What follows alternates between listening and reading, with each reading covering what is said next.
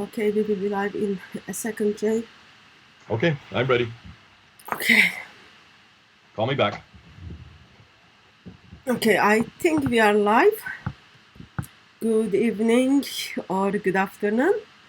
Can I get quick sound check that you can hear me and you can see me? And also, can we get quick sound check for Jay Smith, if you can see him? And Jay, can you say hi to Hi, us? this is Jay. I'm here in America. Hatun's in England, so we're about 3,000 miles from each other. I'm going to be speaking about this volume. If you can hear me, just put in the text that you can hear us and see us. Vision's good, they say. Thank you, Phil. Sounds good. Good. Phil. I can't believe in somewhere it's 3:30 in the morning and people are watching you, Jay. Well, I think because of the material we're going to be introducing today, I think a lot of people will want to hear it. This is the first time we've actually introduced something of this nature. Can I get a quick confirmation from you that you are giving permission to be recorded in this live stream? Absolutely. Has anybody ever refused permission? Oh, well, even people who give permission, their videos are being taken down. Like I've got I did live stream couple of months back, maybe nearly a year back, with Christian Trans. He doesn't have copyright for his videos, but YouTube claimed copyright and took the video down. I had to wait a couple of months to put that video up. And then we had another Muslim debate with their video has been taken down because of the privacy campaigning. So Well, it does happen. Unreservedly. How is life with you, Jay? Very good. We're heading out of here in about a week to go down south. So this has been fun putting together this new material that we're going to introduce today. Where are you going to south? Why? We're going down to Florida. I'll be going via Atlanta to do some conference there, and then I head on down to be with my mother-in-law, my wife's mother, who we love and adore and spend time with every January. Good. How long are you going to stay there? Oh, a few weeks. We're going to be what they call snowbirds. I don't know if you know that term, Hatun. These are old people like me who head down to Florida to get away from the cold weather. So they're called snowbirds. But in my case, I love the snow. I love the cold weather. In fact, if you look out our window, you can see that there's snow all over this part of Pennsylvania. We had a big snowstorm last night, and I was out in it, just enjoying it. It's such a beautiful time when the snow first falls, and it's so quiet, and it just covers everything, and it cleans up everything. So we're enjoying the snow. I'm going to enjoy Florida as well. But till next week, we're still here. Oh, well, God's creation is beautiful in the snow or in the rain, whatever it is.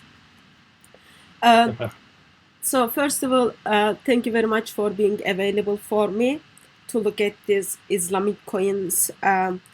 Couple of weeks ago, you and Al-Fadi was supposed to be, we were joining the live stream. We were talking about the coins and people wanted to know. So this is just to follow up that live stream. And also, sadly, we were supposed to have Al-Fadi with us, but he can't join us because his busy schedule. Therefore, we've got only Jay. So You've only got me, unfortunately. I'm sorry. We were going to use Al-Fadi, but he just sent a text saying that he's busy. He's traveling at the moment, and he thought he would be free, but he's not to do so. Yeah, but that's fine. We did know it was a question mark, but he's not able to join us. But I understood that he passed his brain to Jay, so Jay is gonna share with us everything we need to know. Well, this is my material, so that's why what we needed Al-Fadi for was to look at the Arabic and to make sure that we're getting the Arabic correct. However, for what you're going to see in the next hour or so, or maybe more, for those who are watching, you don't have to know a word of Arabic to see what we're going to show you. This is probably one of the easiest proof texts against the emergence of Islam and that anybody, this material that we're going to introduce, it's not going to be like what we've introduced in the past. We've done a lot more research. We've gone through an awful lot more coins. We're now looking at the best material that's out there. We've now looked at quite a few experts, and we have put together some of their material. Some of them are right here. These are their writing, people like Dr. Clive Fox and Michael Markowitz. We have looked at their material, and what they've come up with and what they're telling us is proving to be quite exciting. And you don't really need to know Arabic, though it'd be great to have had Al-Fadi with us just to support what we're saying. Nonetheless, for those who are watching, and I don't want to, and I can see by the numbers that we're going to get people from all over the world. For those who are watching, and I hope there are Muslims watching as well, because we're going to be looking at your history. We're going to be asking some damaging questions today about how Islam began, and what we're going to be using are coins. We're going to use coins because, Hatun, am I not correct? Coins are probably the best things concerning the fact that they're made out of metal. So they don't disintegrate, they don't deteriorate. Yeah, great historical evidence for how things have been processed. So, because our topic is on history of Islam and especially on the coins, can I just gently encourage those of you who are in chat, try to make your comments in this topic so that tonight's session can be useful for everyone. And on that note, can I just get quick confirmation if you can still hear this funny popcorn sound? I don't. I have it on. I don't hear it, so I don't think it's on this time. No, but your sound is already off, Jay. Can anybody just write in the chat whether or not you can hear the popping sound when people write their questions, write their comments? That sound is already like very stressful. I just don't know how people stay and listen, Jay. Someone sent me a video other day. Seriously. They like to hear you, Hatun. They like your voice. They like your mouth. Someone sent me a video other day who is complaining about the sound. I just listened it. I couldn't go through it. Okay, they're saying there's no popcorn sound. Really? Yep, we've got it. You've licked it. Sound is good, they're saying. Thank you, Truth888. I'm hearing that hissing sound as well. That's just the wind going over Pennsylvania. Okay. So, sound is okay. Everyone knows about the topic of Islamic history, especially Islamic coins. That means our conversation is around this. Please stick to the topic. If you have question, please put @ in front of DCCI Ministries. Then we can pick that up, hopefully, and then we can respond to that as we go on. Otherwise, I'll just gently encourage you all to try to keep your comments in English. Turkish is fine. I noticed a couple of Turkish, but English will be better for everyone. And please, for you to not get blocked by YouTube because of your comments, try to keep your comments kind and nice, yet express your freedom of speech, because certain comments are deleted by YouTube, not by us, but by YouTube. So with all those notifications, and I got privacy confirmation from Jay, then we will start. So let me just go through with the basics, Jay. So what I'm gonna do is, as we speak, I will be showing you some pictures for you all to visualize, you all to see it and put together what we are talking. It should be very simple. We're going to be going through a whole sequence of coins, and each one of the coins we're going to date, we're going to show you their significance, and we're going to also unpack for you why is it that these coins tell us a story. In some ways, that's the title of this talk. Coins tell us a story, but the story they're telling us is not the same story that Islam has been telling us, is not the same story that Muslims have been telling us, does not jive with the narrative that all of us have been taught. And every one of us have been taught that Islam is a religion that came from a man named Muhammad, and that he was given a revelation named the Quran between 610 and 632. What we're going to now look at are the coins that exists from that period and later, and you're going to find that that narrative is now in doubt. But let's get into the coins. Let's go look at them. Let's see what they say, and let's follow the trajectory, the evolution of what we now know about this religion, Islam, looking and unpacking the coins themselves. Yes, just another practical note. Everything we speak here, you get to hear that 20 seconds after we speak. That means also everything I show on the screen, you will get to see that 20 seconds after we show it. Therefore, I guess, Jay, we just need to be intentional to give maybe 20-second break as we move from one picture to other picture, so that people don't mix the pictures and they don't get confused. Okay? There you go. Okay. Okay. So let me put the first picture. We have a coin from Byzantines. Let's put up the first Byzantine coin. Now, this is to understand what we're talking about here. The Byzantines controlled much of the world at that period, the period that Muhammad lived, the period that the rightly guided caliphs also came to power. So let's look at the dates. The dates we're talking about, Hatun, are Muhammad's introduction of Islam, and you might say the introduction of the caliphate. The caliphate was introduced in 624. Muhammad died in 632. Yeah. Abu Bakr then takes over in 632 and lives till 634. From 634 then, he dies peacefully. Umar then takes over and then rules to 644.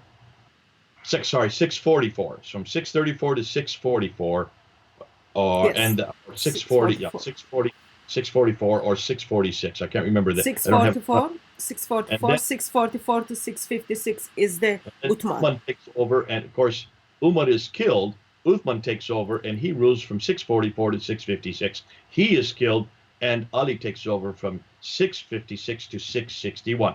Yeah. That period from 624, so we're talking about the beginning of the caliphate, up until 661. That's roughly a 40-year period, which includes Muhammad and the four rightly guided caliphs. That includes Muhammad, Abu Bakr, Umar, Uthman, and Ali. That 40-year period is the Rashidun period. That is the period of the rightly guided caliphs, which, when you look at it, at that period, there were coins that existed. And the ones that you see on the screen there are the Byzantine coins. And the Byzantines are the great power, the superpower of their day. They were up in the north. They had Damascus and all the way over. They had all of Europe was under their control. To the east was the Sassanids, who were the Persians. The Sasanian Empire, which is the Persian Empire, their religion was Zoroastrianism. The Byzantines' religion was Christianity. Now, why are coins important? Like that coin that you see there. Well, take a look at that coin, and you will see on the left side is the Byzantine caliph himself. Sorry, emperor. That's the emperor himself, Heraclius. Heraclius is the emperor that lived, and I think I have his dates. I'm trying to look for his dates real quickly. His dates, let me just get it here. Sorry. His dates are from 610 to 641. So Heraclius is the great Byzantine Empire. He is his coins are already circulated. That one you're looking at is a drachma. You can see he is pictured there in the center. On either side of him are his two sons, and his two sons are Constantine and Constanza. Now, they are the ones that are on either side. But what's important about that picture is look what they have in their hands. They have an orb. And on top of the orb, I don't know if you can make it any bigger than you have it, but on top of the orb... I can, but I think someone complained that I was closing your face. Nothing personal, Jay. I think for these coins, you see me as important as you need to see the coins. Okay. I have an ugly face. I'd rather you see the coins than my face. Jay, God made you wonderfully and beautiful. Don't say those things. No, and God loves you. I don't care to see it. I really want them to see the coin. So when we're going to show you coins, we're going to show you the front side of the coin, and we're going to show you the back side of the coin. So the front side is the one on the left. That's the picture of Heraclius with his two sons. The back side, what they call the reverse. So you have the obverse, which is the front, and then you have the reverse, which is the back, is a Byzantine cross. And there you see Latin script there. And it's referring to him as Heraclius and the date that it was coined. And these are all the coins. These are the drachmas that continue to be minted for Heraclius and for the Byzantines right up until the 660. In his case, up until 641, because that's when he died. So these are the drachmas. Now, why are coins important? Well, remember, coins announce who is in charge. So coins were first created by the Lydians way back in 600 BC. But they were used for commerce, obviously, but they were much more important than just material that was used to buy goods. They bore the image of the ruler, and that's why when you're looking at that coin, that's Heraclius with his two sons on either side bearing a cross. They announce their religion. That's the other big thing. They announce who they have allegiance to. And the Byzantines were Christian. That's why the cross was there. That's the image of the cross. On the back side, you can see the pedestal with the Byzantine cross. That's a unique cross. It's more ornate than the kind of crosses we use today. And that's why the Byzantines always put a cross on the back of their coins. Now, so the coins are given to announce the ruler. Remember, back then in the 7th century, they didn't have radio, they didn't have television, they didn't have internet like we have today. So they could not have announced who they were whenever they came to power. They needed to use something else. They didn't even have newspapers. So they used coins. Coins were a great way to announce when a new man came to town, when a new government came into being. So that's what Heraclius is doing. He's there, and he's definitely a Christian. Now, here's the problem, and here's the million-dollar question that we need to ask about Hatun. While this is all happening, we have Muhammad, who was born in 570, who starts receiving revelations in 610 up until 632. But in 624, he creates his own empire. He starts the caliphate in 624. And he extends his borders in 624 up until he dies in 632, up including what they call the Hijaz today. So if you look, and let's look at the map. If you could put the map up now, we're going to start looking at the map, and then we're going to start asking some damaging questions. Because when you look at the map, once it gets up there, we'll start unpacking it. When you look at the map, you will see that the borders of Islam start to increase immediately and very quickly. And they start taking over complete areas of what is known as the Sassanian areas and the Byzantine areas. Now, have you put the map up there yet? Yes, map is on the screen. Okay, okay, here it's just coming up now. So if you can make it nice and big. I want people to look at that map. I'm looking at it now. If you look at the brown areas, look at the brown area, not the orange, not the purple, but the brown area. That is the area that is part of the earliest of the time that Muhammad was living. Okay, that is the area that goes up until 632. So that's from 622 to 632. If you look over to the right side of the peninsula, you'll see a little bit of Oman, part of that area. But that is how much of the land that Muhammad had up until he died. Now, once he died, then Abu Bakr, Umar, and Uthman and Ali, the four rightly guided caliphs, expanded those borders enormously and very quickly. And that's the orange area. Look at the orange area. You can see that it includes almost all of Persia. It includes almost all of Iraq and Iran today, what we know as Iraq and Iran. It includes going across North Africa, goes right across North Africa, includes Egypt all the way over to Tripoli. So that whole swath of land now is under their control. So first four caliphs almost conquer that big amount of the place. Exactly. Clearly, it didn't went with the flowers and roses, so they were proper taking over. Yes, and so what do you do when you come and you conquer a new land? You take out the coins that are there and you use your own coins, right? You introduce your own coins. That's what every empire does. That's what every emperor does. Or in this case, that's what every caliph does. Because you announce who you are. More than that, you also introduce a religious symbol. Am I correct? Yeah. Absolutely. You introduce a religious symbol to not only announce who you are and your name, but also who you represent. And most importantly, you announce who your God is. And if you're a Muslim, you would do the Shahada, or you would announce who Muhammad is. Am I correct? They did declaring their faith or putting their creed in it. The creed is absolutely important for every Muslim today. Ask any Muslim, what do you say when you convert? You say the Shahada. La ilaha illallah Muhammadur Rasulullah. Ask any Muslim, what do you say before you go to Mecca? You say the Shahada.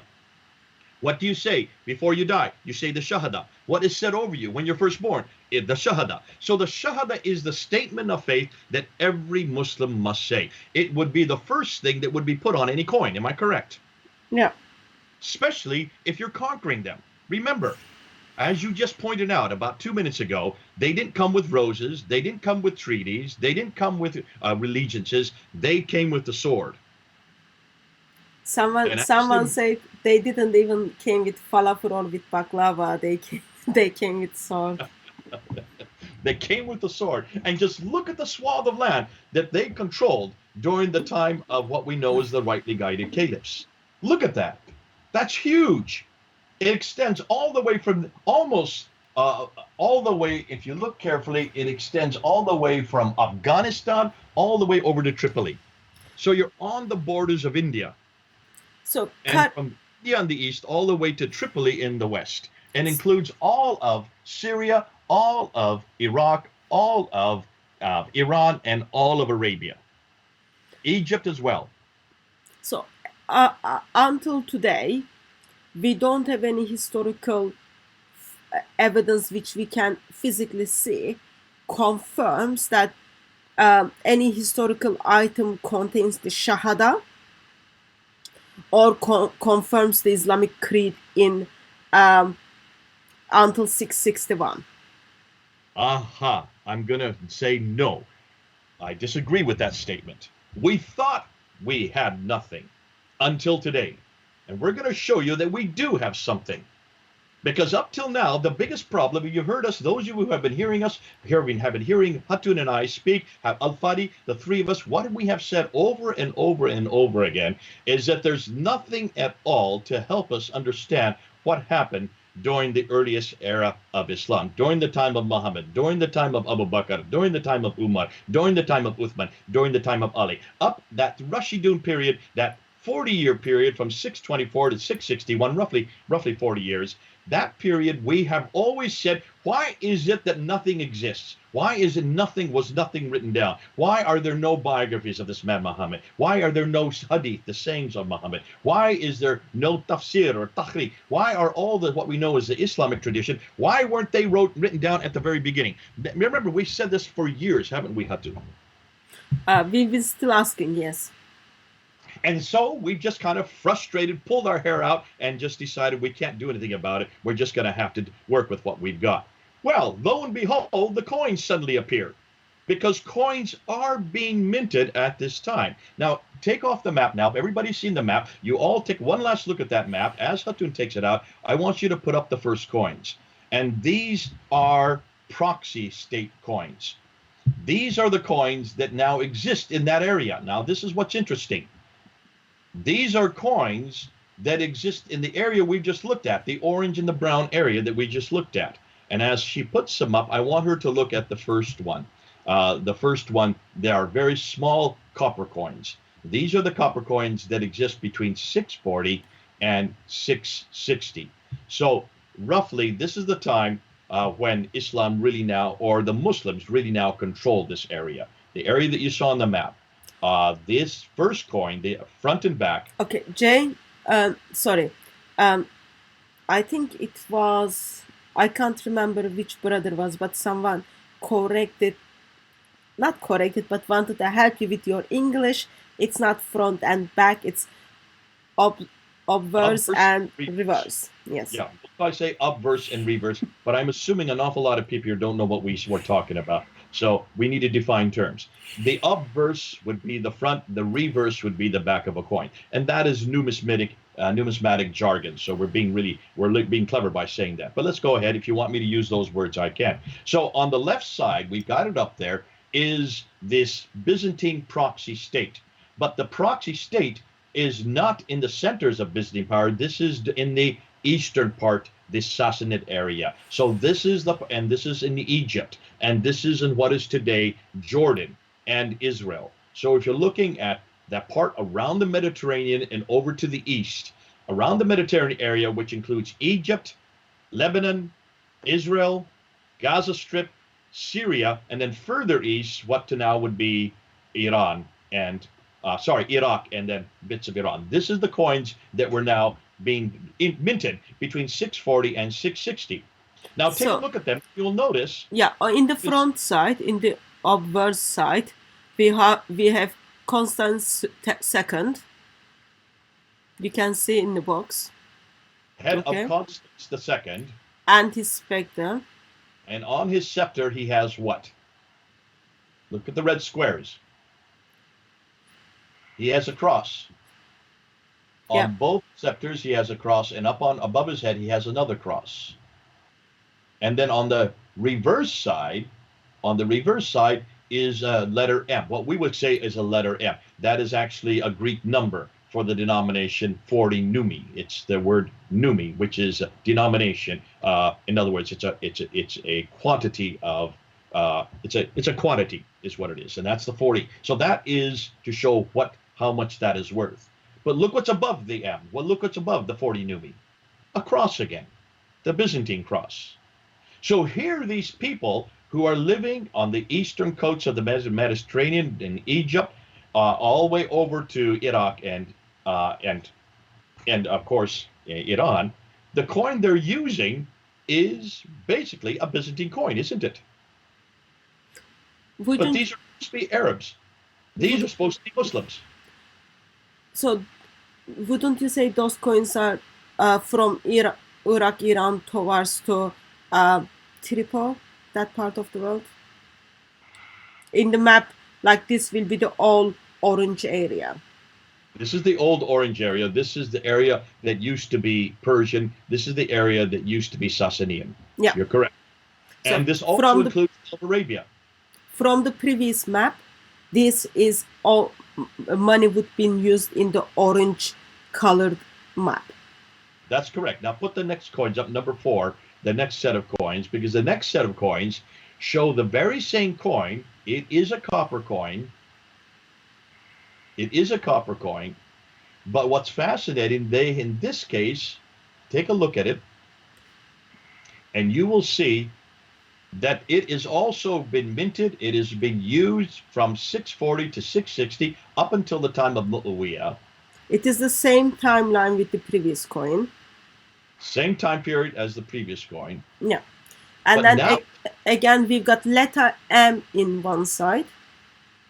Okay, once people can see it, it's still not up there yet. Oh, sorry. When you look at it, you will see that it has the 40 numi, the number M, what we would call a letter M, but for the Byzantines, it would be the numi numeral.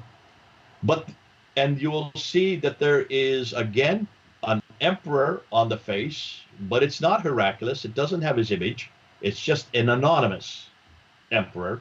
And the cross has been taken off, both the numi and also the emperor's head.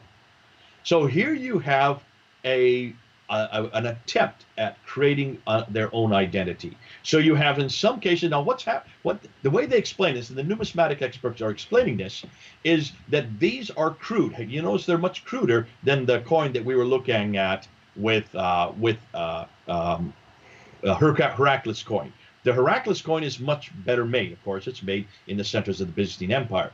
These are made by local people much further away from the centers of the Byzantine Empire, and they are much cruder, and they're made by local henchmen so that they would have coins that they could still trade with the empire, but they're beginning to show their own identity. And what they're saying here is they're starting to create and eradicate that the Christian hegemony. But there's no symbol, there's no religious symbol on these coins, these ones here. Now I want to go to 661, because that gets us up to the time of the Umayyad Caliphate. Now we come to Muawiyah himself. And as you're getting ready, if you could put up coin number 5, or the obverse and the reverse of that coin number 5. So let me just ask practical question. So we looked at 4 coins until 660, and so far we don't have any coin which we come across has the name of Muhammad as a prophet, or either have the Shahada in it. Okay, so so far 660 AD, and we do not have Shahada, or we do not have well, there's another things we don't have. There's no Shahada, that means La ilaha illallah Muhammadur Rasulullah. There's no reference to Muhammad, that would be in the Shahada. There's no reference to any Quranic script. There's no Quranic verses that are there. And interestingly, they have most of them have the cross, except for these example that we just showed you of where they have taken the cross off. So there is an attempt to create an Arab identity, but it's not a religious identity yet. There's no religious nomenclature. There's no religious reference point at all. Now we come to Muawiyah. This is number 5 now. Muawiyah. We're now looking at 661. And now, as soon as you get it up there, it's up there now. Take a look at that coin. Get it nice and big, and look at the front side, or the obverse side. This is a gold coin. These are not copper. These are not silver. The other 2 were gold, were silver. Now you have Muawiyah. And remember, Muawiyah, if he can produce and he can create gold coins, he's pretty powerful, is he not? He was. He is the beginning. He is the first caliph of the what we call the Umayyad Caliphate, but he is from the Sufyani family. Yeah, so almost all Arabia, North Africa has been taken. So he's leading huge land. We would expect him to be rich and powerful. Yeah. From 661 to 750, now we move. If you remember the map that we had up earlier, now we moved right across North Africa, and we're up into Andalusia, and we've moved right across to the other side, past Afghanistan, right to the borders, right to the Indus River, right to the borders of India. So now you have Muawiyah. He is powerful. He is the beginning of the caliphate. And now we see his name. Now he introduces himself. And there, what's interesting, if you look at that coin there, look at the left side, which is the obverse. That is the front side of the coin. And you will see it is not his image. Whose image is on there? That's again Byzantine Empire. That's Heraclius with his son. That's Heraclius with his son. He is basically mimicking the coin that we saw at the very beginning, which is Heraclius's coin from the Byzantine. So that's Heraclius there with his son. On the back side of the coin, you have the Byzantine cross with the crosspiece taken off, and only a little bar at the very top, a symbolic bar. So there you have a Latin inscription around the Byzantine cross, not an Arab inscription. Isn't this interesting? So they have not employed Arabic text here yet. They just took out the sign of cross, which Christians used to make a point Christ crucified. So that is not there anymore. And still we don't see the Arabic script. We don't see the Arabic script. Yeah, and or Islamic script. When this coin was introduced, the Christians in his empire boycotted it. They wanted nothing to do with it. They were angered by it because he had taken off the cross. Remember, the Byzantine coin had Heraclius not only holding 2 scepters with crosses on it, but had a cross on his crown, and also the back side, the reverse side, had a distinctive Byzantine cross. The fact that he took that cross off became a very controversial, and they boycotted it and they stopped using it. Therefore, he had to bring up the next set of coins, which is the next one that you put up there. And this one here is also fascinating. he has to then placate the Christians. What's fascinating is, remember, Muawiyah controlled Damascus. He controlled all the big cities. He controlled all the mints now. He controlled the mints from Bishapur. He controlled the mints. Bishapur is way over in what is today Iran and Iraq. He controlled the mints in Damascus. He controlled the mints in Cairo. He now had control of those huge cities. There is no reason in the world that he could not put his own imprint on these coins. There's no reason in the world that he could not put his own face on the coins. There is no reason in the world that by this time, with all this control over such a swath of land, with him being so powerful, why in the world does he not have an Islamic reference point? Look and see what he does. He changes it with. He brings this coin now. And when you look at this coin, take a look at where the red squares are. You can see that he has replaced it with the cross again. So he's gone away from the gold coin that had Heraclius's image. Because of the boycotting of that coin, he then replaced it with this coin here. And this coin has the cross on the head and on the scepter. Also, look at the Numi. The letter Numi is back up there again, and it has a cross above it. So why in the world does Muawiyah need to placate the Christians? If they now control all this land, why in the world have they not introduced their own coins with their own nomenclature, with their own, you might say, with their own faces on it? Now, let's put up the next coins. Okay. Because the next coin, yeah, go ahead. Okay. Let's put up the next coin, and then I've got But practical. copper you're showing up right now.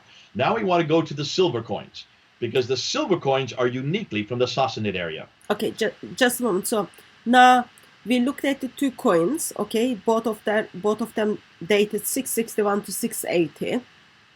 So one of them was gold coin, and then the second one we are seeing is not gold coin. Those coins are very, very different, but they are from the same timeline.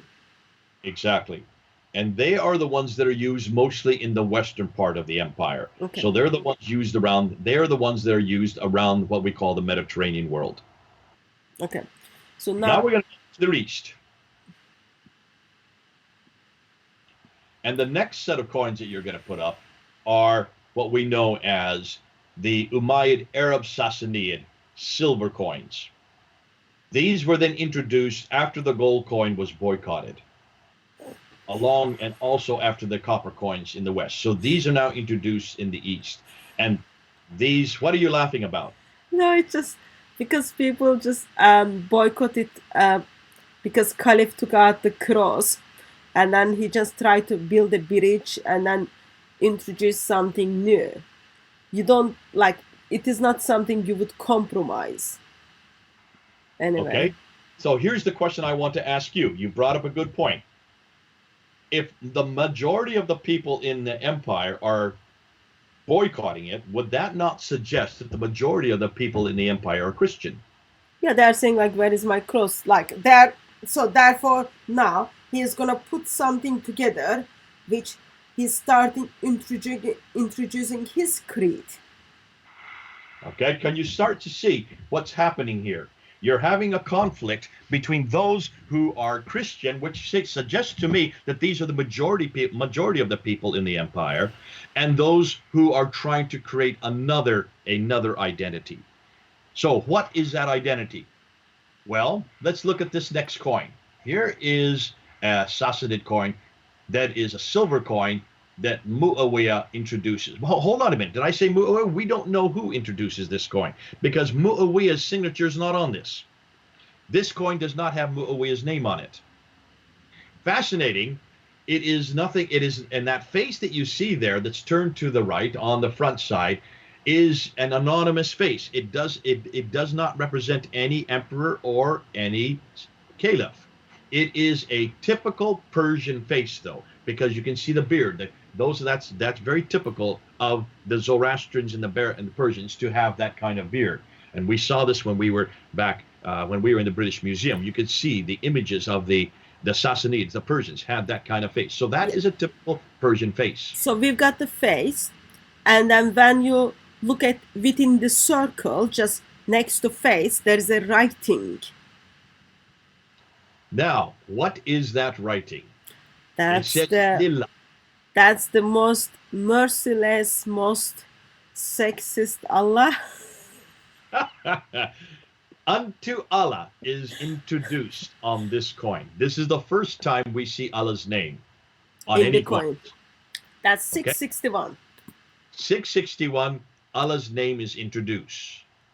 On the right side, though, on the reverse side of the coin, take a look at it carefully, and what do you notice? You notice a Sasanian fire altar. Sasanian fire altar. This is a Zoroastrian altar. So this is a Zoroastrian coin. It shows the fire altar, which designated it is Zoroastrian. It is not Islamic. It is not Christian. It is Zoroastrian. It is Persian. That's a whole other religious segment. So what is Allah's name doing on the front? Unto Allah. Ooh, I love this. Suggesting to me that Allah has been used right across that part of the world. And I would suggest the reason why is because we now know where Allah comes from. Has to be an awful lot of research. I'm putting it out there. And if people want to come back, they can ask later on, because that's a whole nother study. We need to know how that they got the name Allah, because we do know that that comes from Ilaha. Ilaha is the Nabatean name for God. Ilaha is the generic Nabatean name for God. It is nothing more than, it all means nothing more than the God, both in Nabatean, and it looks like also in Sasanian, Pahlavi. Pahlavi would be the language that they use, so that's a Pahlavi reference to Ilaha, or in this case, Lillah, unto Allah. Okay? So let me just summarize so far. We are in the 661. So far, we do not have from Islamic coins. We do not have any Shahada. We do not have name of Muhammad so far. Now we are meeting with the name of Allah from Sasanian silver coin, which is dated 661, and writing says unto Allah. Correct? That's correct. Okay. So now let me move to the next one. The next one, now Muawiyah's. This is distinctly Muawiyah's coin. 663. 663. So this is 2 years into his rule. He's been in power since 661. And what you notice on the obverse, on the front side, is written in Middle Persian, Ma'wiya Amir Urishnikan. I have no idea whether or not I'm pronouncing that correct or not, but means Muawiyah, commander of the faithful. So he is now introducing his name onto the coins, and those are the coins that are used in the East. Now, on the outside of the front, you will see Bismillah. Can you see it in Arabic there? The lower right-hand side of the front side? Yeah, so it's just in the circle. Just outside the circle, sorry. Yes, just just outside of the circle. You can see it's in the between red circles. Yeah, squares. What you read the circle is actually Muawiyah's name, which is Muawiyah, commander of the faithful. But on the bottom, outside the circle, there in the margin, is Bismillah.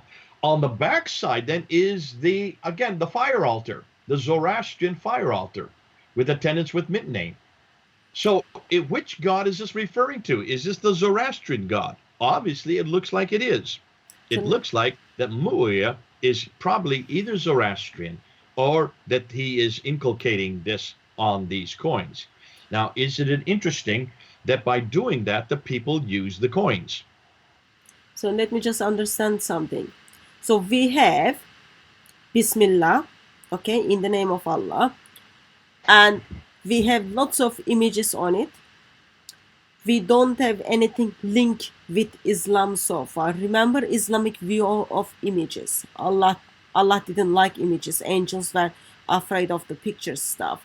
So in here, now we suddenly seeing the name of, Bismillah without any other Islamic references. That's correct. Okay. So now remember, we're 30 years after Muhammad's died. And this is 663, by the way.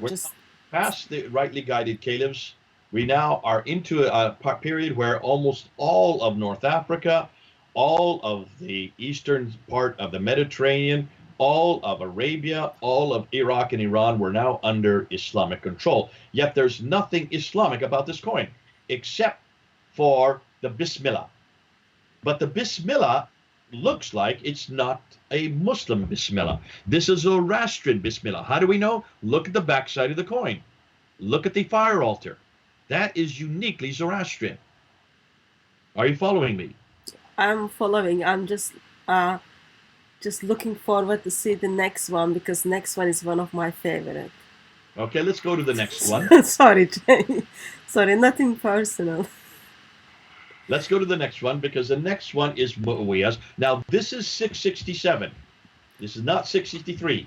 So now this one is my favorite. Okay, now explain to me why this is your favorite. Because when you look at the Arabic in here, the writing, you will see Allah is the king. Alhamdulillah Rabbil Alamin Ar-Rahman Ar-Rahim. Maliki Yawmiddin part, that's like Surah 1, where Allah is identified as the king. In here, it says, in the name of God, the king, Bismillah al-Malik. And this is the Malik that they don't like you to bring up when you look at your Hafs versus Warsh. Yeah. Either Malik the owner or Malik the king. Yeah, in here it's the short one, the king one. Okay, tell us about this coin, Jay. Okay, well, you can see already, if you look at the left side, the front part of the coin, you will see the Bismillah al-Malik on the left hand, on the outer corner. You can see Bismillah al-Malik is the left lower side of that coin, outside the ring. That's the Malik, that's the king. On the right side, which is the reverse, is that fire altar again. This is again another Zoroastrian coin. So and there is Mu'awiyah's face. Now he claims it as his own. He claims that face is his face. Remember, before it was a nondescript face. It was nothing more than a Sassanid Persian face. Now he puts his name around it inside that circle. So here, the sequence starts with unto Allah. That's the first coin of the silver coins. Then Mu'awiyah adds in the name of Allah. And here he adds the king. So you have unto Allah, in the name of Allah, the king. There is still no reference to any Muslim character. There's no Shahada, La ilaha illallah is not here. Muhammad's name is not here. No reference to anything that we would expect if this was a Muslim coin. Yeah, but I want to just give extra attention for people to follow up the structure, how name of Allah is going through the process. Okay, as Jay said, in the beginning it's on to Allah, and then it becomes Bismillah, and then it becomes Bismillah al-Malik. So now like it's just as it's processing towards something about to come. Okay, so from 661 unto Allah, 630, 663, you have in the name of Allah, and then 667 in the name of Allah al-Malik, the king. Yeah. In the name of Allah, Malik, the king. Not in the name of Allah, Muhammad. It's the king. And who's the king? Well, look inside the circle. It's Mu'awiyah. His name's in there. So it's actually aggrandizing himself. So here's fascinating. When Muslims say that they control the whole land, when Muslims say that Muhammad introduced the Shahada, when Muslims say that this was all within by the time he died in 632, everything was complete. All the traditions were in place. All the sayings were in place. Not from what the coins are telling us. The coins are telling us that in the eastern seaboard of the Mediterranean world, that whole the western part of what was then is of the Arab conquest, there was no reference at all to any Islamic terms. They were all Christian and Byzantine. On the eastern part, which is the Persian area, they were all Zoroastrian. And they are introducing for the first time the name of Allah. That's the only thing we can see. But remember, Allah predates Islam. It comes from the word ilaha. It is a Nabatean word for God. Yeah, so what I have on the screen is I've got the map again for people to visualize it. I can't pronounce that word now, but that like for you to see it. So all orange, brown, and then little bit purple. Islamic Empire is hanging, okay? They are giving flowers to people so that people become a Muslim and then share life together, all that blah blah. Yet we do not have Shahada, we do not have proper reference to Islamic creed. And like so far we looked at the coins until 667. What we saw closest to Islam by non-Muslims, how the name of Allah is processing. So Allah, into Allah, Bismillah, in the name of Allah, and then Bismillah al-Malik, Allah, in the name of God, the King. Okay, now Hatun, let me stop you right there. What is the true Bismillah that we have in the Quran? Open up your Quran and read it. It's in chapter 1, verse 1. Bismillah ar-Rahman ar-Rahim. Verse 1, called the Fatiha, is the Bismillah that is uniquely Islamic. Bismillah al-Rahman al-Rahim is what it says in Arabic in my Quran. What does that mean in English? In the name of Allah, the most merciful, most gracious. The most gracious, the most merciful. That is the Bismillah that every Muslim knows. That is the Bismillah that Muhammad supposedly introduced. That is the Bismillah that is the very first verse of the Quran. That is the Bismillah that every Muslim must say before they start their prayers every day. That is the Bismillah that starts the Quran. That is the Bismillah that begins the Fatiha. If that is the Bismillah that Muhammad knew, that everybody knew, then why don't we have that Bismillah on this coin? Where is Al-Rahman Al-Rahim? Just a side note, Jay. It's not only in Surah 1, it is almost in every Surah except Surah 9. So we see the Bismillah 100 within 113 Surah, and then we also see it in somehow twice in Surah 33. So it's all over the Quran.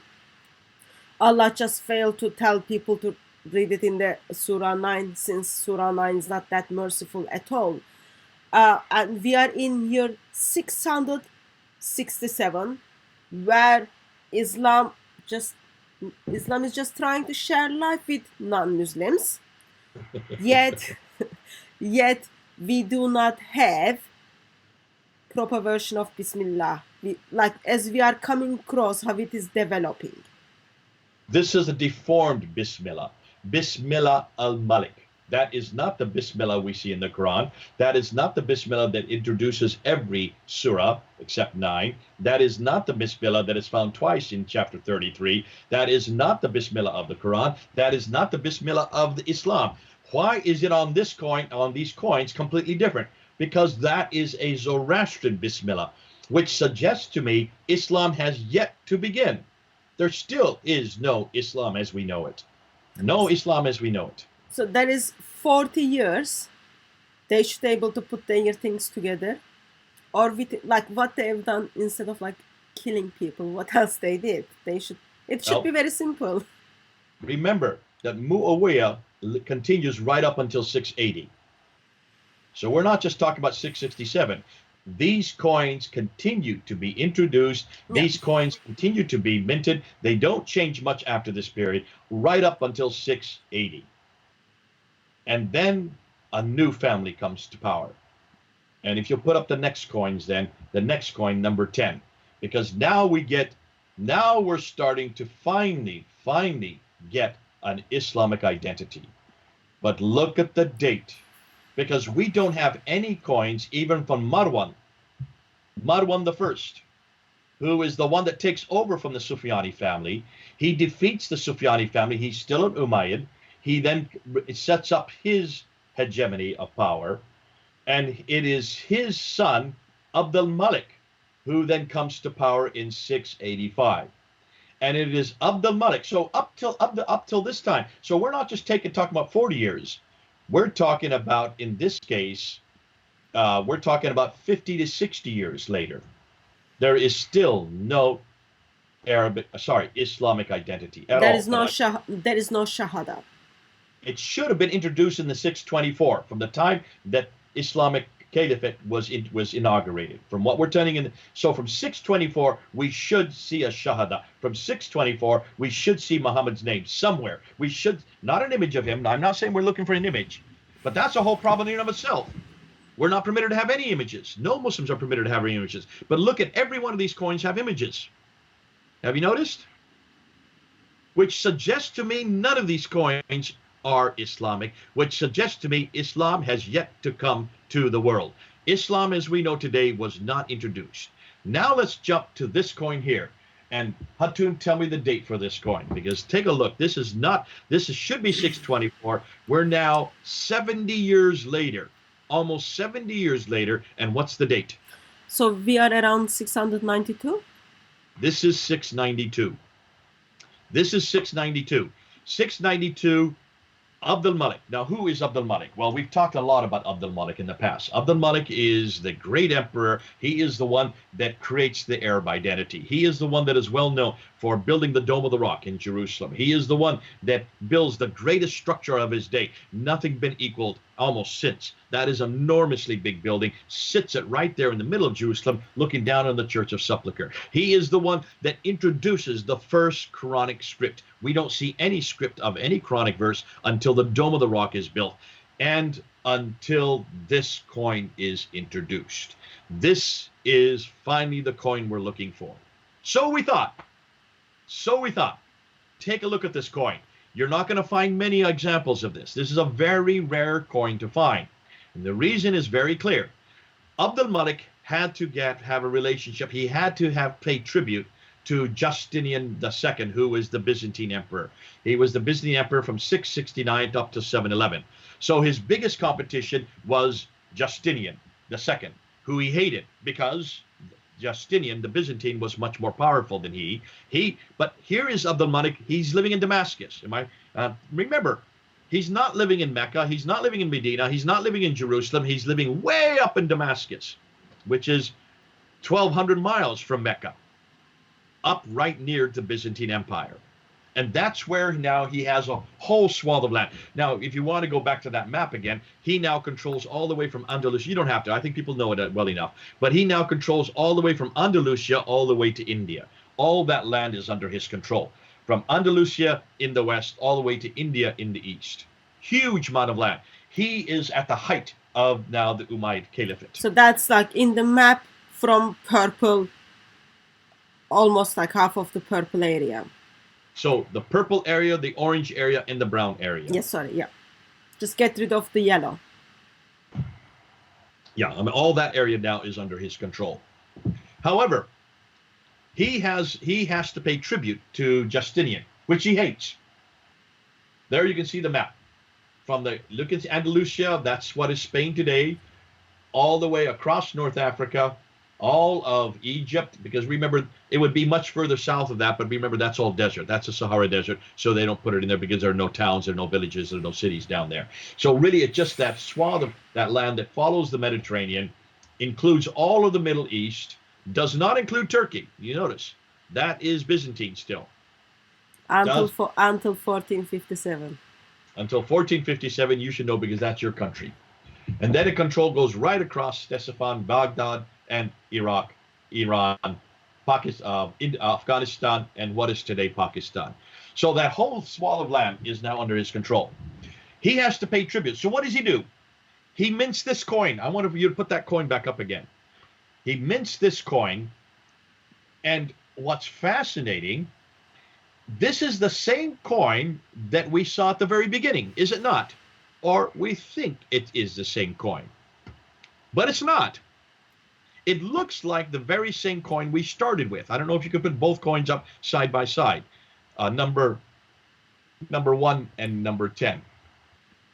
If you could put number 1 and 10 up together, we could then do a comparison. I feel you are asking too much, but today I am Today I am very kind. If you can't, that's okay.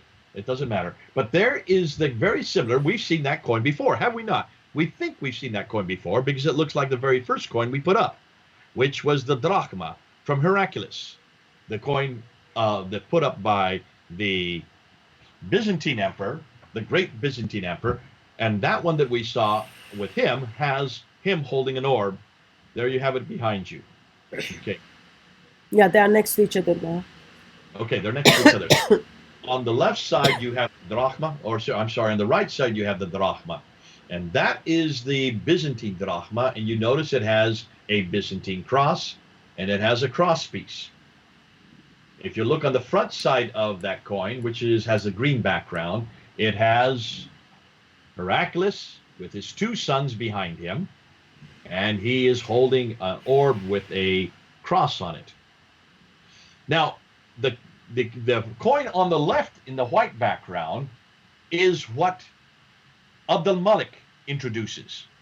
But no longer is there an emperor. Now that's him with his sons. And instead of the orb with a cross on it, he's taken the cross off. And he's taken the cross off the head of the headpiece of his headpiece. And notice on the reverse side, he has taken the cross piece off. Still the pedestal. Still there is a, you can see the mid piece going up. And then around the backside, you notice the backside, he has written, Bismillah illa Allah, Muhammadur Rasulullah. In the name of God, there is no God but God alone. Muhammad is his messenger. So Bismillah Allah, Muhammadan Rasulullah. Here you see the Bismillah followed by the Muhammad Shahada. Prophet, yeah. So this is the first time we see Muhammad's name introduced, right? What do you think Heraclius, and what do you think Justinian did? Justinian was angered, refused to accept it, because the tribute was to be paid in what he considered to be a mockery, a coin that mocks him. So here, Abdul Malik is the one that introduces finally an Islamic identity. In this case, it's both Muhammad is introduced, Allah is introduced, and the Bismillah, praise be unto him. This is the first one. Now, there have been some Muslims who do not like this. There have been people that have said, and I want you to go to the next set of coins, sect number 11. So we need to go through this controversy to shut this one down. Because there are those that say, well, that may be so, but the name Muhammad is found actually 6 years earlier or 7 years earlier in 685 when Muhammad first came to power. And if you look at that coin, even Clyde Ross, Dr. Clyde Ross, who I looked at, even suggested this as well, that you can find Muhammad Rasulullah on these silver coins from the Sassanid, these dirhams that are created in Bishapur in Iran, far to the east. You do have Muhammad's name in that. And if you look at it, then Muhammad's name is there. What I don't trust are the dates. And that's why if you look at both those two coins that we have there, front and back, you will see Muhammad Rasulullah. And then on the bottom one, you'll see the green and the red. In the green is Muhammad, his messenger. In the red is Bismillah. So you can see those coins, if they were, according to Islamic awareness, those were created in 685. Regardless of whether you're going to take those dates as correct, that is still Abdul Malik. Am I correct, Hatun? Yeah. Because he comes to power in 685. So these are still his coin, though they are silver coins from the Sassanid area from far over to the east. If you take the next two coins, you will see that these are exactly the same coins from the silver area. And these you can buy today, and they are introduced in the Numista site and the Numisbid site. And according to Bates, Walker, Miles, and Bates, Walker, Miles, and Foss. Sorry, Bates, Walker, Miles, who are the authority on the Arabic coins and the earliest Arabic coins. These same silver coins that are exactly the same that Foss and Islamic awareness have on, they date them to 692. Sorry. So this is the problem. People don't know where to put these dates. Okay. Sorry. I might just get confused. the coins which has the name of Muhammad, the 4 coins together has the name of Muhammad. Can you just give me the date for that again, Jay? According to Foss on his paper, and according to Islamic website on their website, they date this coin to 685 or 686. Yeah. According to almost everybody else, including Bates, Walker, and Miles, who are the experts on this, according to their websites, according to the Numista website, also according to Nimis Bid, which are selling these coins, they are the ones that sell these coins. They date these exact same coins with all the same lettering, with Muhammad, Bismillah, and Rasul, the Shahada. They date them to 692 or later. Okay. So there is a conflict of dates that we're seeing here. Yeah, got it. Regardless of what date you give it, if it's 686 or 685 or 692, that is still all Abdul Malik. That's all we want to say. It is Abdul Malik. And what if you want to say that these are 685, then I would suggest that what Abdul Malik is doing, he is introducing these silver coins way off into the east to get started his idea of who Muhammad, he wants to introduce Muhammad in the eastern part, which is in the backwater of his empire. Yeah. But then when he 692, when he then wants to introduce himself to the whole world, and especially to the Byzantines, he introduces the gold coins. And those gold coins, everybody agrees, is 692. But still, don't we still have a problem if name of Muhammad, if Muhammad is identified as Rasul here and dated 685 or 692 in these coins, still we would question how can that be? Remember, heavenly beings are afraid of the pictures, so why did early Muslims, did they not know that? They put the pictures in this, and those pictures, like, maybe my eyesight might be very, very bad, but doesn't look at all has anything to do with Islam. Absolutely. And that's why we need to go to the next slide, because the next picture underscores that. We already saw it in the 692 coins. The 692 coins that we looked at had a picture of Abdul Malik himself with his 2 sons. When we then get to the slide number 13, this is 693. Because of the fact that Justinian refused to accept his coins, Abdul Malik then refuses to pay tribute anymore, and that's where the war begins between the Byzantines and the Arab and the Muslims. This is when Islam now takes on the Byzantines. Okay, this is the beginning of the conflict between the Byzantines, and that's why you have a war that starts to ensue. And what does Abdul Malik do? Look and see what he introduces. In 693, then he introduces this coin, both in gold and in copper. What's fascinating, take a look at them. You will see that his image is now there, not the image of he and his 2 sons. Only his image is now there. So he's really planting himself down as I am now an authority. And what's on the front of these coins? Now remember, these are exactly the same coins. They're just gold and copper. So they're different. Again, gold is is much more valuable than the copper, and the gold is used for large pieces. They use it for bullion, so they do it by weight. They don't do it by like we do today. They do it by weight, and of course, gold weight is a lot more. So look at the gold, and what does it say on the front? The servant of God, Abdul Malik, commander of the believers. So that's his name. He's put himself up there. This is me. That's me. That's his image right there. On the back side is a staff of the globe called the Qutb, which is known as the rod. And inscribed it is La ilaha illallah Muhammadur Rasulullah. There's no God but God. Muhammad is his messenger. So on the back side, on both the gold coin and on the copper, you now see the Shahada. So you have Muhammad. Dated 693. And this continues up until 696. Yeah. So let me point out something. As you look at the both of the coins, I want you to see the sign of the religion of pieces. Look what he's holding, and his picture. He has a big sword there in front of him. Yeah, because remember, Islam spread with the flowers, kebabs, falafel, whatever it is. And then so we see the symbol, and then we see the picture. Just side information I want everyone to remember again.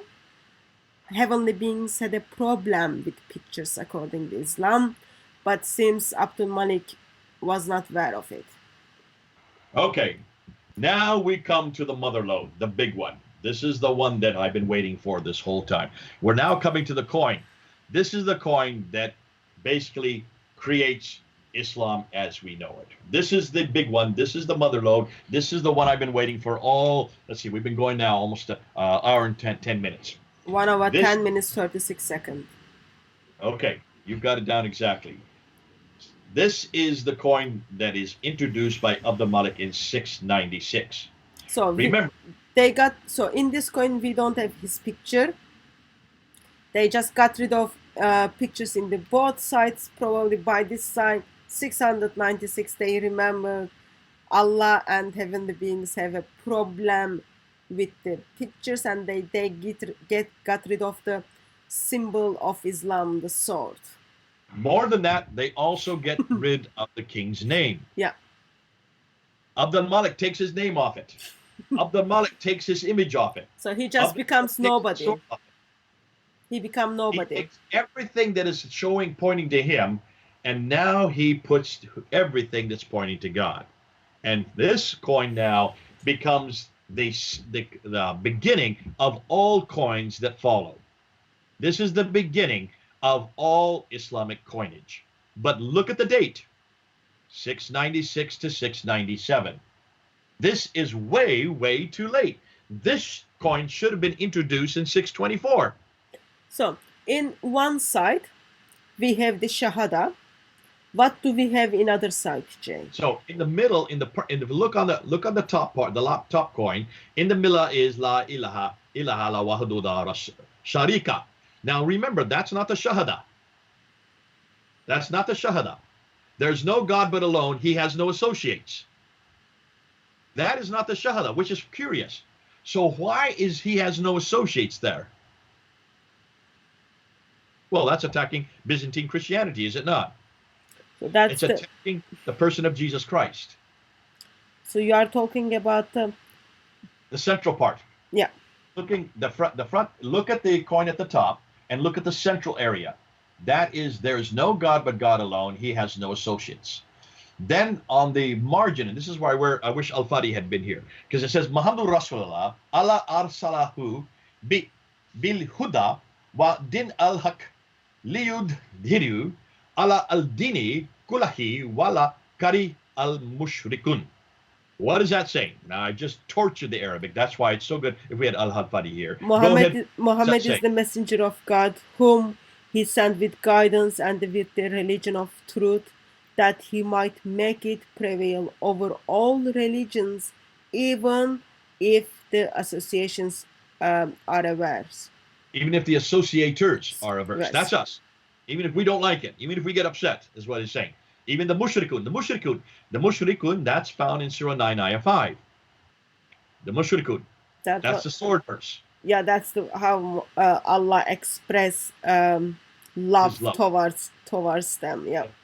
Don't you love the irony that's just eking out of every pore whenever you speak? Yeah. So here you have really a very combative coin, don't you? It's attacking Jesus' divinity, and it's attacking anybody, all people who are mushriks, people who equate another with God, who associate another with God. On the back side, then, in the inside, there now you have Allahu Ahad, Allahu Al-Samad, Lam Yalid wa Lam Yulad, which is God the One, God the Eternal. He did not beget and was not begotten. Who is that attacking? Christian faith. That's the little bit version of the Surah 112. That is a deformation of Surah 112, Yeah. which is the same thing that we find also on the Dome of the Rock, which was coined 5 years earlier, or 4 years earlier, sorry, which was created 4 years earlier.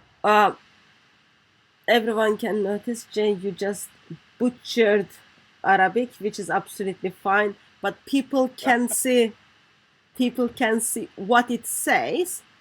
So first one is talking about Muhammad is the messenger of Allah, send all the guidance to the people, you like it or not. And then back backside of the coin is little bit different version of the Surah 112.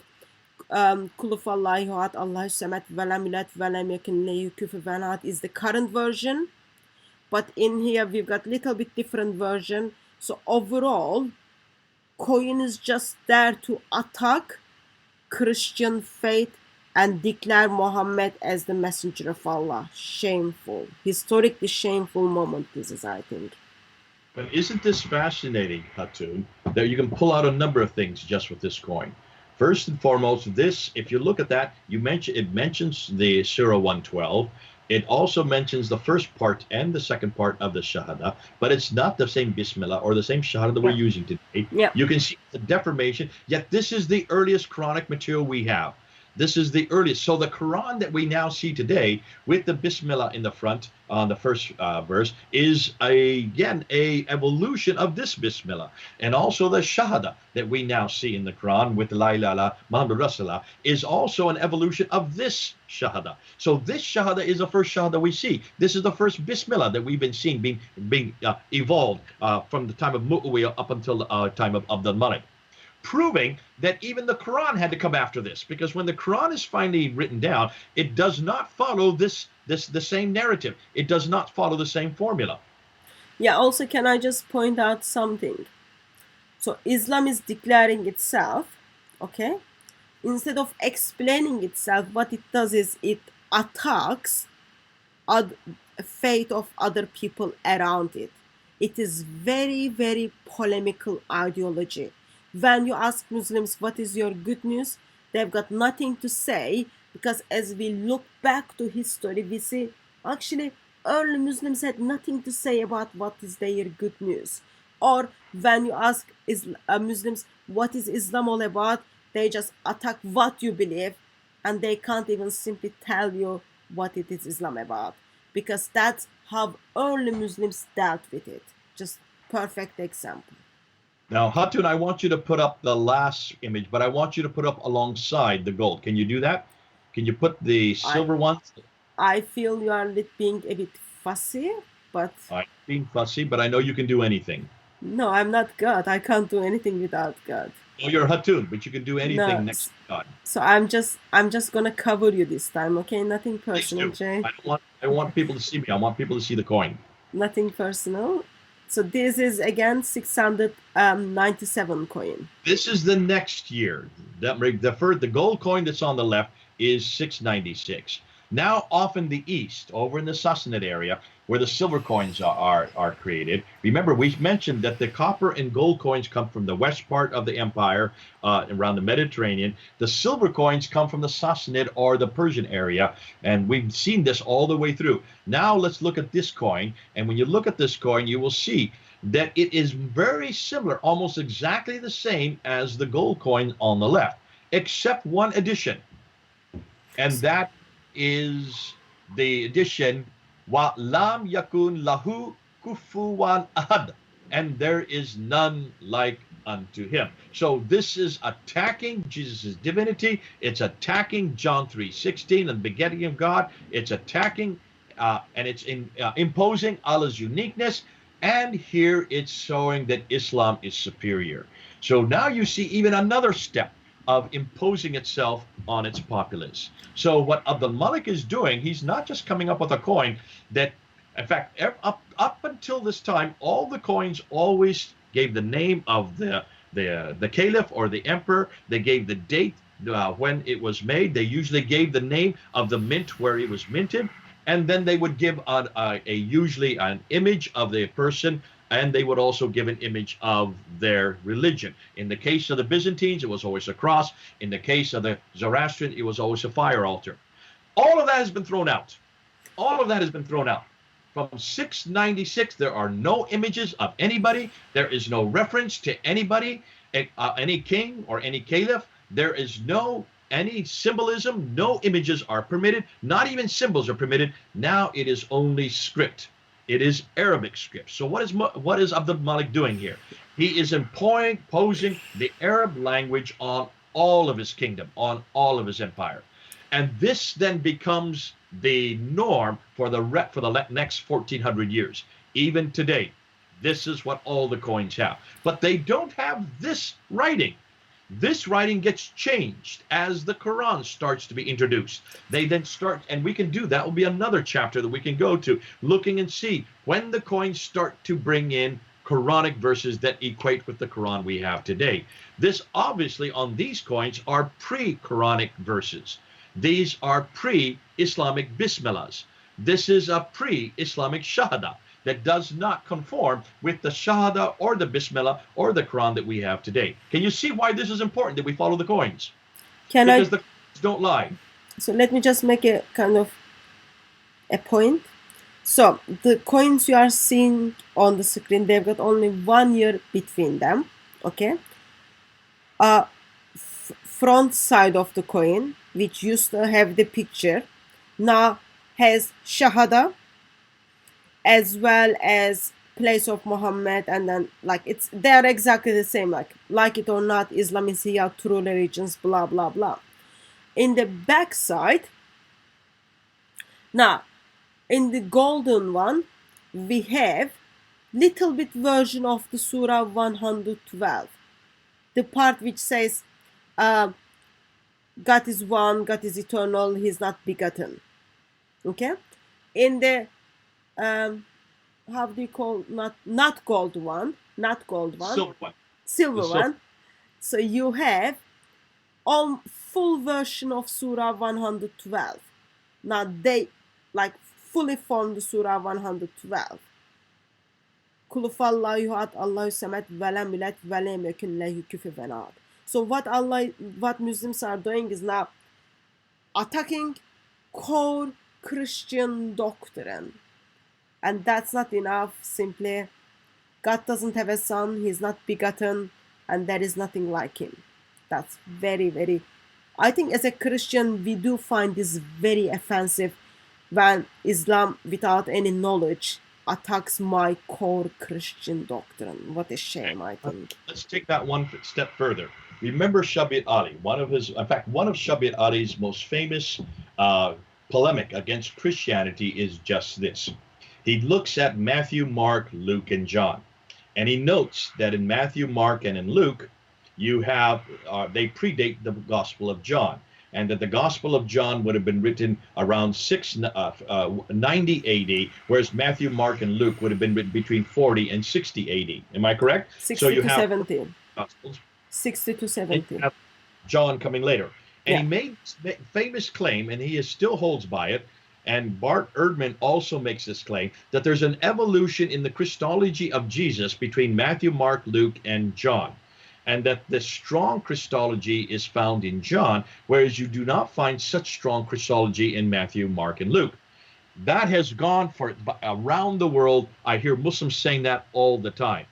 And I have to sit there and scratch my head because that has been debunked by almost every major Christian apologist, including us. We have done that at Fander. You've done that at DCCI. Al-Fadi's done that at SIDA International. But what's interesting is, can you see that they're talking about an evolution between 60 AD and 90 AD? That means within a 30-year period of the first century. They cannot prove it, nor they show it, because we now know Matthew, Mark, and Luke all have Christological reference. Jesus is referred to as God the Father, as God the Son, God the Son of Man, over and over again, which are divine terms. What's fascinating is we've now, just by looking at these coins, have seen that from 624 all the way up till 696, that's 70 years, you can see that there is no Islamic nomenclature. There is no Islamic reference. There is no Islamic Shahada as we know it today, nor the Bismillah as we know today. And here now in 696, we get the first, or 692 before that, we first get Muhammad introduced. By 696, we get a Bismillah and a Shahada that is not the same that we have today, and Surah 112 introduced. And can you then see that this is, if you want to talk about an evolution of the theology of Islam, look at the coins and see that evolution. Remember with Umayyad, Allah is first introduced in 661. In 663, then you have unto Allah.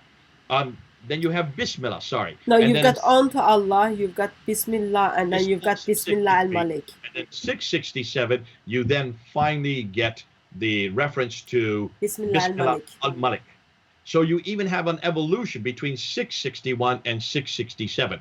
Where is Muhammad in all this? Where is the Shahada in all this? Where is the true Bismillah that we use today?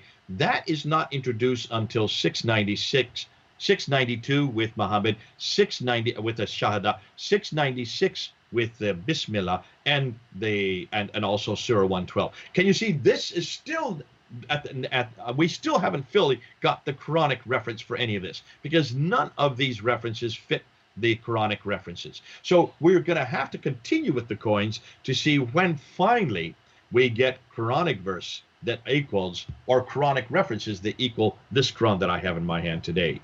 These coins tell us an awful lot. And what we can do and what we can say is we can now summarize it if you want to then bring this to a conclusion. Yeah. Go ahead. Like, overall, my summary is how disturbing when you look at the history of Islam. Like, you look at the history of Christian scripture or history of Christianity, you see how history confirms confirms the informations within the Christian scripture, versus you look at the Islamic history, tradition crushes history. History goes against Muslim claims. History goes against Muslims. It's just like messed up. And it's like end of 7th century. Finally, they made little bit time from whatever they were doing, sharing life with non-Muslims, put together Shahada. I think it's just disturbing. But I think you make proper conclusion for us, Jay. Let's go through each one of these step by step.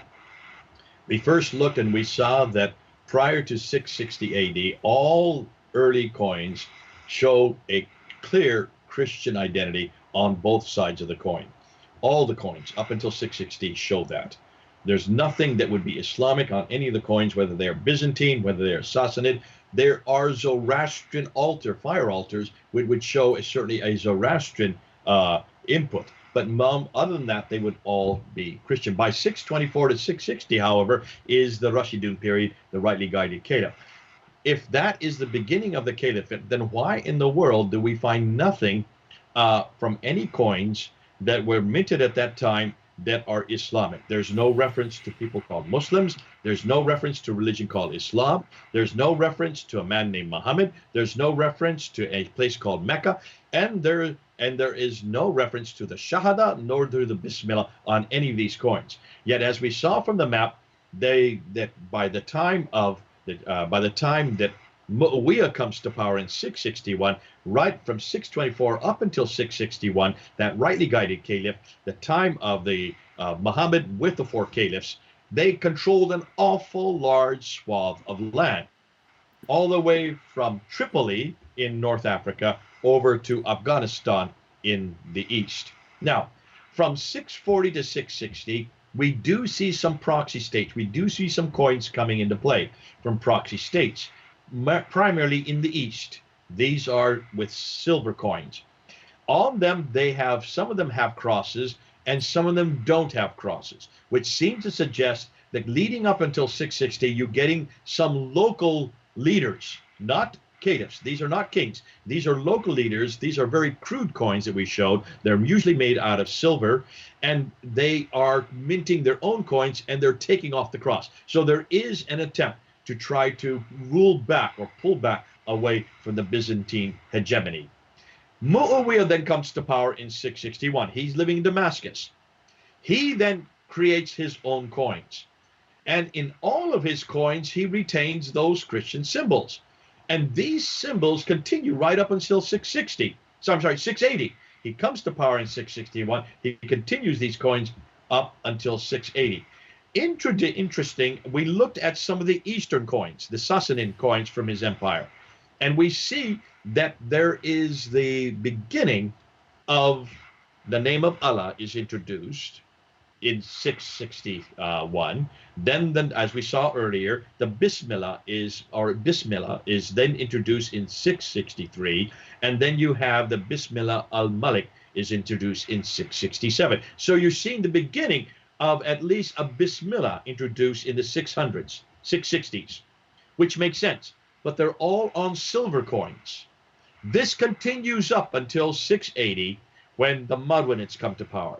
The Marwan I is the first caliph. He's living in Damascus. He then dies in 685, and his son Abdul Malik comes to power. Abdul Malik is a strong character, and he possibly introduces way off in the east silver coins with Muhammad's name, the Shahada. That could be, though there is a disagreement between scholars on this. Some of the scholars say that these coins, these silver coins, are from 692. Others say they're from 685. Regardless, they are all with Abdul Malik's name on them. So they're all introduced by Abdul Malik. What is most important is that by 692, he introduces his first gold coin. And it's that coin where Muhammad, the Shahada, is very clear. And that's where the Byzantine cross, as the crosspiece has been taken off. And the Shahada then is around that crosspiece. He still has the Heraclius face on the front, but that is such, Justinian's face on the front, but that becomes such a controversial coin that Justinian refuses to accept it. He refuses to take the tribute. Then Abdul Malik and Justinian go to war. Now, that happens in 692. In 693, 694, Abdul Malik then puts his own images on the coin. He now takes off the images of he and his two sons, which he then first introduces after that, and only introduces his image. His image, and then you see the Shahada beginning to be introduced along the margins. It's not till 696, however, that he takes off all the images. And all the images go. Now remember, we have been told by Muslims that nobody can have any image anywhere, that this is something that came from the time of Muhammad. Am I correct? According to Islamic tradition, yeah. According to Islamic tradition, this was when Muhammad was living. There were no images. Nobody could commit an image because that's idolatry. Yet here you have Abdul Malik with an image, with a big sword that you like to point out, because this man liked to show that he was powerful. But then he introduces these coins, the most important coins, in 696. Now, he's been in power for 11 years. In 696, he introduces the gold coins. The next year, he introduces the silver coins, which are reference after reference, attacking Jesus, attacking his divinity, attacking his sonship, attacking John 3:16, introducing Muhammad, and basically saying that nobody will defeat the Muslims. They are now the conquerors, that Allah will help them to conquer. This is a very bellicose coin. This is a very vibrant, strident coin. This is a coin to attack anybody that stands against him. That becomes then the foundation for all coins that come after that. From that point on, from 696 and 697, no other images are used, no other names of caliphs are put on, no mint names are put in there, no dates are put on it. It now all becomes Quranic script. However, it's not the Quran. This is not really the Quran, is it? These are deformations of the Quran. That comes later, and that's the next chapter we need to get into. So what are my conclusions? Well, I would suggest that while Allah's name is introduced early, probably because it's borrowed from the Nabatean God, Muhammad is not. And what you would expect every Muslim coin to have would be Muhammad's name, or at least the Shahada. La ilaha illallah Muhammadur Rasulullah. That's not found on any coin until 690s. The numismatic evidence seems to support the archaeological evidence, seems to support the documentary evidence. Have you noticed, Hatun? Everything that we've been saying today fits exactly with what Don Gibson has found with the Qibla, what he has found with all the geographical locations in the Quran, the 65 geographical locations, what he has found with the Hajj, and also with the stages of the Hajj that he has found there in Petra, that in everything we're looking at seems to suggest that Islam did not exist during the time of Muhammad, did not exist during the time of Abu Bakr or Umar or Uthman or Ali, if those men even existed, because we have no reference to them. What we do find and what we do see from the coins is that Muawiyah plays a very big role. Muawiyah is the first one to start to pull away from the Byzantines and start to introduce his own nomenclature. And he start to introduce Allah and introduce the Bismillah and he as a king. But the big man in all of this story is Abdul Malik. And we've said this about Abdul Malik, have we not, Hatun? Yes. We've mentioned this many times. You've got to begin with Abdul Malik because all the earliest Quranic inscriptions, the earliest Quranic manuscripts, the earliest Quranic fragments begin with around the time of Abdul Malik and start to begin at the time of Al-Walid. But the coin suggests that it is he that introduces the Shahada. It is he that introduces the Bismillah. It is he that is attacking Christianity. It is he that is attacking our Lord Jesus Christ.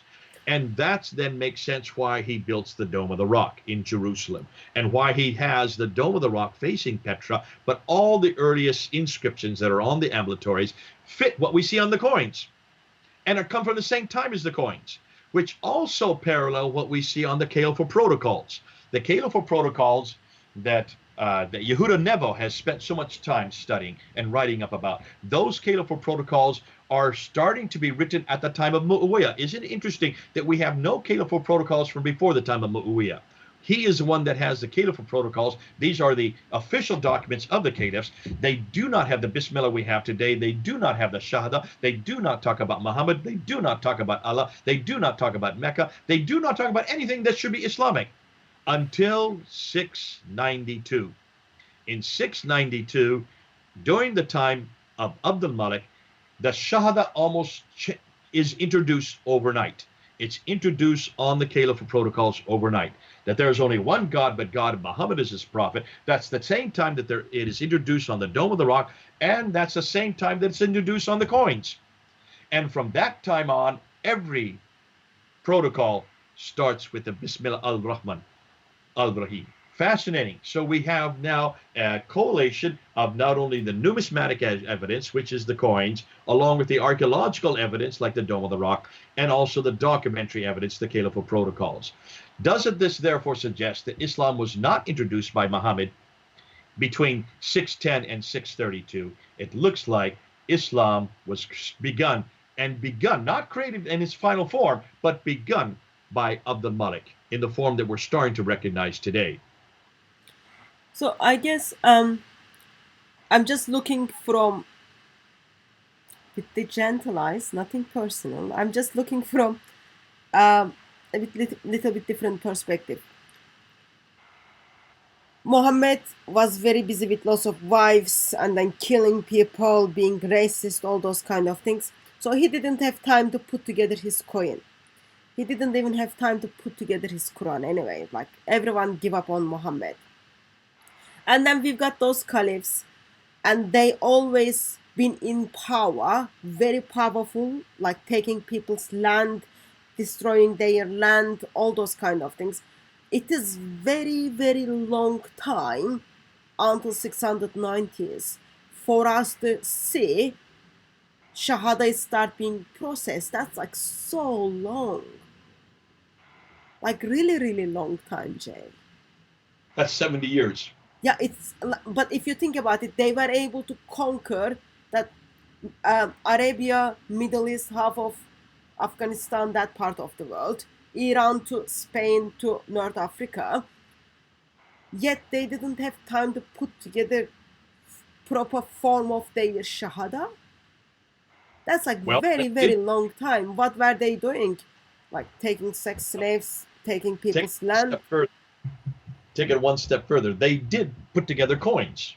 We've seen the coins. Yeah, but coins were being minted. No, proper form of the Shahada is until like 690s. Like they got rid of all the pictures. Yeah, so that's very long. They got rid of pictures. They weren't even capable to put Surah 112 in its real form. If there was a real form, of course. What is your conclusion? You know what my conclusion is? They need Jesus. Well, that's the final conclusion. But you know what my conclusion is? That's my beginning conclusion and end conclusion. They need Jesus. one day they will have to bow down to Jesus. That time is coming soon. From the very beginning, the disciples knew who Jesus was right after his resurrection. You know, from the very beginning, the From his gospel, lifetime. From his lifetime. his lifetime, even before he died, you can see the references in Paul's letters, which are some of the earliest material that we have. We see references to his divinity. Nobody suggests, I should say nobody, but no good Christian scholar would suggest that who Jesus was, what he did, where he went, how he died, the fact that he rose again was well known and well written, and also sent on from group to group to group.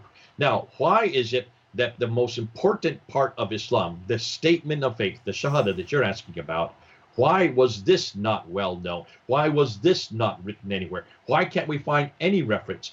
And for heaven's sakes, we should find it on the coins, because that's what coins do. Coins, as you remember, at the very beginning of the show, we said the coins announce who the person in charge is, and they announce their religious affiliation. And they also announce who is the most important thing to them, which would be the Shahada, which would be the statement of faith that every Muslim must say and must know. Why is there no reference for that until 692? But also, just a side note, for them to put the full Shahada together, they had to get rid of Abdul Malik, make him nobody. They got rid of his picture, they got rid of his statements, and then they put the Shahada. That guy must be very humble. Well, my conclusion is, and I know it's controversial, is that there was no Islam whatsoever. I'm not even sure that Muhammad would have known about Islam. It looks like Muhammad was nothing more than a raider. Muhammad was much more interested in booty. He may have called himself a prophet, as anybody who is a leader of men would call themselves prophets in that day. I would suggest that the coins are telling us that there was no Islam identity at all after Muhammad's death in 632. It is obvious that if there were 4 rightly guided caliphs, if these men were historical, I'd like to see some reference point. I'd like to see something written about them. All we have today is from Al-Bukhari, Sahih Muslim, Ibn Dawud, Ibn Hisham, Al-Waqidi. They only begin to appear in 833, 870, 875. That's the 9th century. That's way, way too late. These coins are much earlier. These coins are not from the 9th century. Every one of these coins that we've looked at today are from the 7th century. Have you noticed that? Yeah. We haven't even gone into the 8th century yet. We started with 6. I think we started with 6. Let me just look at the first date. The first coins. 640. 6 pre-660. Okay. So we started with 640 up until 697. So we have looked at that 50-year period, the second part of the 7th century, when the Islam was growing and moving and creating and taking over cities, and they were minting coins. That's what's interesting. This is not an argument from silence. We're not looking at science. We looked at the coins today, and these coins do tell us a story. And the coins are telling us that for the first 40 years, everybody was either a Christian or they were Zoroastrian. All of the images are either Christian images or Zoroastrian. Then after 661, an attempt was made to start to create some type of Arab identity, starting with the Bismillah. That's all you're going to see. And starting with the Bismillah al-Malik, unto Allah, and then in the name of Allah, and then in the name of Allah, the king. But it's not till 692, which is 70 years later, that finally you get a true Muslim identity. You get the Shahada, proving to me that up until that time, I don't think there were any Muslims. I believe that much of Islam was created by Abdul Malik, and that's because he needed to have that Arab identity, because he, as a ruler who controlled so much land, much of that land had also Jews and Christians under his authority. They had a prophetic line. He did not. They had a scripture. He did not. The Arabs controlled that whole swath of land from Andalusia all the way over to India. They needed a prophetic line, and they needed a scripture. That's why they introduced Muhammad as that prophet, Muhammad as the great prophet. That's why they put it right there and slap it right there on the Dome of the Rock, looking down on the Church of the Sepulchre, which was the seat of Byzantine Christianity religiously. And that's why he introduces it on the protocols, and that's why he introduces it on the coins. Once he has introduced Muhammad as a prophet, then Muhammad, every prophet has to have a book. That's why, have you noticed, Hatun, in all our talks we've had on the Quran only gets really introduced with Abdul Malik, and specifically with his son Al-Walid. But the first Quranic references we find are on the ambulatory of the Dome of the Rock and on these coins, which were created the same time. They are not the Quranic verses we have today. That's yet to be worked out. That's yet to be fleshed out. There's an awful lot of discussion as to what they're going to end up as. And the book, the wording that we have in this book, the Quran today, is not the same wording that we find on these coins. It's not the same wording that we find on the protocols. It's not the same wording that we find on the Dome of the Rock.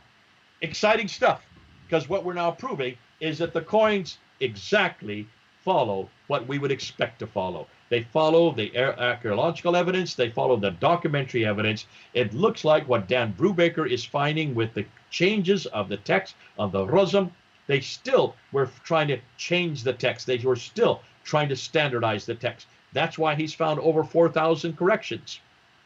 So when was the Quran finally put down in its final form? $1 million question. We can't answer that tonight. What we can say is that Islam as we know today was probably begun by Abdul Malik. That's not the Islam that we have today, but it's the beginning of that Islam. And that Islam introduces Muhammad as the prophet and begins to introduce Quranic script, Quranic verses.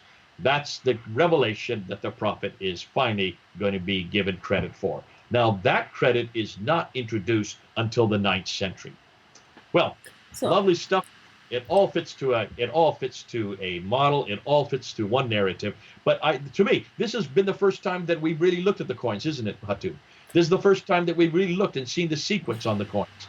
This is the first time that we've been to realize that the coins do have a story, and the story they're giving us is not the story we've been told. It's not the story Muslims have been telling us. And Muslims watching this, you're going to have to deal with the coins.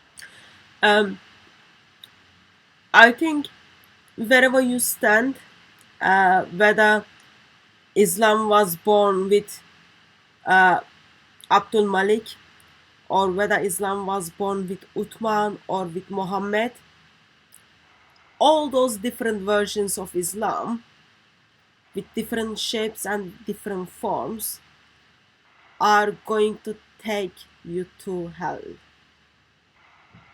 Whichever you follow, Abdul Malik, Muhammad, Uthman, Aisha's version, whatever version you wanna follow or you are following, all of those ones are taking you to hell.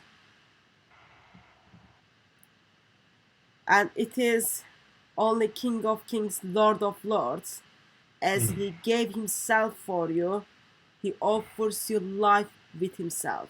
That's all matter. And yes, first time we went through those coins, and practically for me, because my eyesight is very bad, my hearing, my one ear doesn't work, so I wasn't able to keep proper eye on the comments. So those of you who had a question on the topic, which I missed it or Jay missed it, so it's always someone else's fault. So one of us missed it. One of the opportunity we can give you, it's like late, I don't know if Jay's got time or not, but one of the things I can propose is drop your questions to me, info@dcciministry.com as an email, and then if Jay is available for us in a couple of weeks, then we can have him back and then just go through the questions and then making sure everyone understood, or bring up your rebuttals. So it's very welcome. All the rebuttals are very welcomed. If you disagree, that's very welcome. Just drop us email, bring up your question, and then we try to take that on. Is that? Let's do this, Hatun. May I suggest something?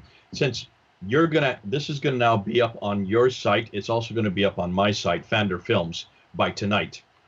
Can we ask, if you have a legitimate question, put it in the comments at the bottom, but start out with question in capital letters. Question in capital letters, and then ask us the question. because I would like to see what if people have legitimate questions. Okay. Now, I don't want Muslims to just put up and slag us off or slag what we look like or that. I want legitimate questions, and then what we can do is we can tabulate those questions, and the ones that are good questions that are actually dealing with the topic, we will then have another live stream and unpack them for you. That won't work on DCCI channel. It might work on Funday's channel, because in DCCI we try to not keep eye on the comments in the intention that people get very sensitive. We don't delete your comments, it's always there, all those kind of things. And I read comments on my channel quite a bit. And okay. if you have question in capital letters, then I'll know to look at it. Okay, if you want to get hold on me, I'm nicer than Jay. Just drop me email, and then I'll pass those questions to Jay, and then we can handle them. But as Jay said, first time we went through them in this order. Therefore, try to watch it again. Take your notes, bring up your rebuttals, so we can have healthy debates. Those are important for individuals' eternity. Now, may I say one more thing? Today is the 8th of January 2020. This is where we stand at this date. Now, this is a working process. This is the first time we've really gone through the coins. Yeah, it's going to change. It's going to change as listen, we have an awful lot more to read. I'm going to be working on this. There's going to be, I'm going to be doing an entire video just on this material, all for Fander Films, where I'm actually going to put the coins so you can see them much easier as I'm describing them. I'll probably send a copy to Hatun so she can put it on her site. Yeah, I've got 69. I've got 69 different coins with the explanation, so that's like another different work. So we're going to be adding to this. What I also want to do, we're probably going to do the next chapter looking into the 8th century as well, because the coins are so valuable. We're finding now they tell us so much. They have an enormous amount of historical data that will be able, because now we're going into just script from 696 on. Everything is just script. So we're going to be able to look at the coins and compare it with the Quranic script, the Qurans that do start to appear in the Ma'il Quran, the Sonic manuscript, looking at the Topkapi manuscript, looking at all these major manuscripts. We're looking at 63 different manuscripts right now, our team is, in Fander. So we want to make sure that we look at the coins alongside these manuscripts, because the coins are even more valuable because we know the dates for the coins. We know when they were minted. We know where they were minted. And we also know, therefore, that they have not been damaged, like books can be damaged, like manuscripts can be damaged. So there's an awful lot yet more to do. We have another few chapters to go. But this is the beginning, January 8, 2020, of the coin material. You'll probably hear us come back to again. It's known as numismatics. It's and we're getting more people who are going to be joining us to actually help us with it. We will also, Al-Fadi and I, in probably the spring, will do a whole series just on the coins. Al-Fadi is sorry that he could not be here today. When we do that, we'll bring Hatun on board, and the three of us will actually probably unpack the new series that we're going to be introducing this spring. In summary, keep out on historical materials if that's your area of interest. But doesn't matter, history or tradition of Islam gets destroyed, and it is only Jesus who can offer them alternative. Thank you very much for being available for me, Jay. I really appreciate. I don't know how long you planned in your mind, but apparently it's been 1 hour, 53 minutes, 39 seconds. Well, listen, when we get into this kind of material, this is the kind of material that I will spend my whole life on. I've said this many years. You know me, for the 8 years you've known me, I've always said it is the historical material that I want to really spend most of my energies on. And what's interesting, it is this same questions that have been asked of Christianity. It are these same criticisms that have been asked of our Bible and our Lord Jesus Christ. And in every case, we've been able to answer every one of the criticisms against Jesus, against his historicity, against the Bible, against its authority. And in every case, because of the fact that we've been able to do this with the Bible, we can therefore have the right and also have the expertise in the background to ask the same questions of the Quran and of Islam and of Muhammad. Using the coins for this one has been great because It's so visual. Did I not say at the very beginning of the show, almost everything we're going to show you, you don't have to know a word of Arabic. All you need to do is look and see. You can see how the coins change. You can look and see when the crosses are there, when they're not there, when the images are there, when they're not there, who the images are, and even the text, the script around it, we translated it for you. That would have been great if Al-Fadi had been here to be able to do it with more authority. But God bless you. As Hatun has said, everything they do, the reason we do it is because we want to bring you home. We want to bring you home to Jesus Christ. It is Jesus who is the only one that answers. It is Jesus that has been criticized, has been critiqued, and in every case, Jesus has been able to respond to every criticism, every attack, every controversy. Jesus comes out on top. Hatun believes it. I believe it. Many of you who are watching believe it, but the Muslims who are still there, I know you don't believe it yet.